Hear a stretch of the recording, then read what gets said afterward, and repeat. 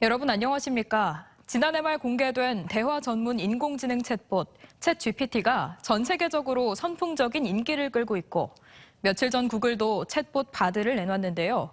전자통신연구원에서도 한국형 인공지능 엑소브레인을 개발해 큰 성과를 거두고 있습니다. 장석영 기자입니다. 내 몸 밖에 있는 인공두뇌 엑소브레인 화면에 질문을 던집니다. 김영란법이 무엇인지 묻자 정확한 설명과 더불어 정답의 근거가 되는 자료까지 보여줍니다. 또 다른 질문들을 던져도 곧바로 수많은 자료들을 스스로 검색해 가장 알맞은 정답을 찾아냅니다. 전자통신연구원이 10년 동안 개발한 국산 인공지능 플랫폼입니다. 지난해 11월 서비스를 시작해 전 세계적으로 선풍적인 인기를 끌고 있는 챗GPT의 한국형 모델인 셈입니다. 다만 챗GPT는 대화형으로 사람이 말하듯 전달하는 게 가장 큰 장점이라면 엑소브레인은 정확성과 신뢰성에 더 중점을 뒀습니다. 특정한 전문 분야에서 전문적인 그런 질문들이 들어왔을 때 그 전문 지식, 신뢰성 있는 지식 기반으로 정확한 정답들을 찾고 그 근거가 뭔지까지 알려주는 그런 결과를 제시해주는 걸 목표로 개발이 됐다고 보죠. 한국어 질문을 정확히 이해해 방대한 문서 내에서 확실한 정답을 찾고 근거까지 제시하는 기술로 국회 도서관과 국가과학기술연구회, 공정거래위원회 등에서 활용되고 있고 한컴 오피스에도 지식 검색 기능으로 적용되고 있습니다. 외국산 인공지능 솔루션이 세계 시장을 지배하고 있는 상황에 시장 잠식을 막을 수 있는 원천 기술인 겁니다. 실제 엑소브레인은 2,349개 기관에서 6,100만 건 사용됐고 기술료만도 85억 원, 상용화로 133억 원을 달성했습니다. 해당 기관에서 좀 행정을 원활하게 수행할 수 있는 데 기여를 했습니다. 이제 그것뿐 아니라 한국어 모델이나 아니면 이제 세부 기술들별로 뭐 형태소 분석이나 이렇게 기술 파트들이 있거든요. 그런 파트들로 국내 기업들한테 기술 이전을 많이 해서 연구팀은 엑소브레인 개발로 일단 한국형 인공지능 생태계를 만들어 놓은 만큼 이를 정착시키기 위해 사람의 감정을 이해하며 대화하는 복합적 인공지능을 갖춘 시스템으로 발전시킨다는 계획입니다.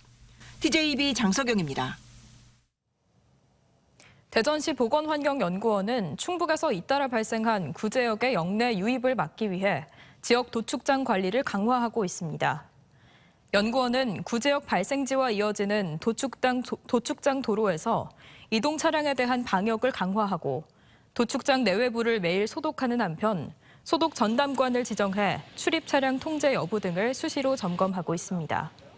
한편 충북 11개 축산 농가에서 구제역이 발생한 가운데 농림축산식품부는 대전과 세종, 천안까지 구제역 위기 단계를 주의에서 심각으로 2단계 상향했습니다.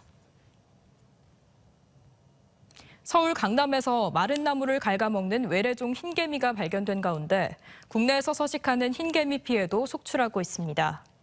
어제 한 온라인 커뮤니티에서는 아산에서도 흰개미 피해가 발생했다는 내용의 글이 올라왔으며 글쓴이는 상가의 목재 인테리어 부분에 날개 달린 흰개미가 날아와 나무를 갉아먹고 있었고 유충들이 쏟아졌다고 피해를 호소하면서 사진들을 게재했습니다. 전문가들은 외래종뿐 아니라 국내 서식종도 목조주택에 피해를 줘 구조적인 문제를 야기할 수 있다며 흰개미가 발생하는 경우 전문가의 도움을 받아 적극적으로 방제해 줄 것을 당부하고 있습니다. 술에 취해 차량을 수미터가량 운전한 혐의로 재판에 넘겨진 20대에 대해 법원이 고의로 운전했다는 점이 증명되지 않았다며 무죄를 선고했습니다. A씨는 지난해 9월 금산군 한 식당에서 음주를 한 뒤 차량은 짧은 거리에서 가다서다를 반복하다 식당 앞 화분과 에어컨 실외기 등을 들이받아 음주운전 혐의로 기소됐는데 차 안에서 에어컨을 켜기 위해 시동을 걸기는 했지만 운전한 기억은 없다고 진술했습니다. 대전지법 형사 11단독 장민주 판사는 A씨가 고의가 아닌 실수로 변속장치 등을 건드려 사고가 났을 가능성이 있다며 무죄를 선고했습니다. 오늘 새벽 4시 13분쯤 천안시 서북구 직산읍의 한 반도체 부품 설비 제조 공장에서 불이 나 1시간 20여 분 만에 꺼졌습니다. 당시 공장에 사람이 없어 인명피해는 없었지만 이 불로 공장 1개동 415제곱미터가 전부 불에 탔습니다. 소방당국은 정확한 화재 원인과 피해 규모를 조사하고 있습니다.